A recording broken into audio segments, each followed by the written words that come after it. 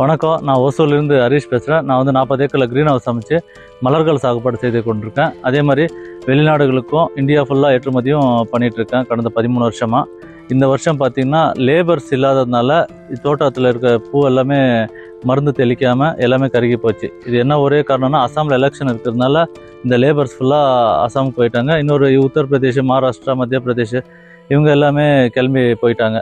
இதில் ஒரு பெரிய பிரச்சனை, அந்த லோக்கலில் இருக்கிற லேபர்ஸை நம்ம தமிழ் ஆட்களை வச்சு பண்ணலாம் அப்படின்னு சொன்னால் அவங்க எல்லாமே ஏரி வேலைக்கு போயிட்டாங்க. இங்கே லேபர்ஸே கிடையாது, விவசாயம் பண்ணுறதுக்கு ஒருத்தர் கூட லேபர்ஸே இல்லை. அதனால தான் நீங்கள் ஒசூர் தாலுக்கு கிருஷ்ணகிரி டிஸ்ட்ரிக்டில் பசுமையில் கோயில் அமைச்சு இதில் பார்த்திங்கன்னா என்ன ப்ரொடக்ஷன் எடுக்கணுன்றதுக்காக லேபர் வேணும். மிஷினரிஸ் நம்மளுக்கு மற்ற வெளிநாட்டில் இருக்கிற மிஷினரிஸு டெக்னாலஜி நம்மக்கிட்ட இல்லை.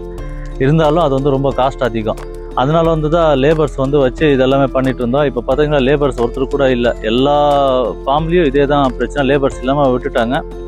இது ரொம்ப பெரிய லாஸ் ஆகிட்டுருக்கு.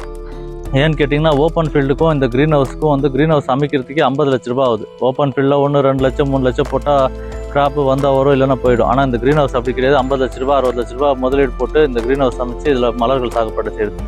இந்த மாதிரி நேரத்தில் நம்ம லோன் கட்ட முடியாமல், சொன்ன நேரத்துக்கு பூ வெளிநாடுகளுக்கும் வெளி மாநிலங்களுக்கும் கொடுக்க முடியாமல், இந்த மாதிரி எல்லா சிக்கல்லையும் விவசாயிங்க மாட்டிகிட்டு இருக்காங்க. இந்த கிருஷ்ணகிரி டிஸ்ட்ரிக்டில் அந்த 100 நாள் வேலைவாய்ப்பு திட்டத்தில் இருக்க லேபர்ஸ் இந்த க்ரீன் ஹவுஸுக்கும் மற்ற ஓப்பன் ஃபீல்டு இருக்க விவசாயத்துக்கும் கொடுக்கணுன்றது எங்கள் ஒரு முக்கியமான கோரிக்கை.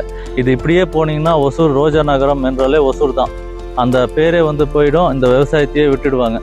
குறைஞ்சபட்சம் அந்த கரோனா காலத்தில் கூட இந்த காப்பாற்ற முடிஞ்சது. ஆனால் இந்த நேரத்தில் காப்பாற்றவே முடியாமல் இருக்குது. விவசாயிகளுக்கு அரசாங்கம் உடனடியாக நடவடிக்கை எடுத்து எங்களுக்கு லேபர்ஸ் கொடுக்கணுன்றது எங்களோட வேண்டிக்கை. எங்களுக்கு ஸ்ப்ரே ஒரு பார்த்திங்கன்னா, நீங்கள் ஒரு வாரத்துக்கு 2 ஸ்ப்ரே 3 ஸ்ப்ரே இது மாதிரி தொடர்ந்து தெளிக்கணும். வீடிங் இருக்கவே கூடாது. இந்த களை எடுக்கலைன்னா அதுவும் பிரச்சனை. இது பார்த்திங்கன்னா, அந்த ஸ்ப்ரே பண்ணாததுனால இதுக்கு மேலேயே எவ்வளோ இலைப்பேன் இருக்குது பாருங்கள். இந்த மாதிரி எல்லா பாதிப்பும் தொடர்ந்து வரும். அதனால தான் பூ எல்லாமே கருகி போச்சு. அந்த இலைப்பேன் வந்தாலே அந்த ஃப்ளவர்ஸ் ஃபுல்லாக டேமேஜ் ஆயிரும். அது எதுக்குமே உதவாது.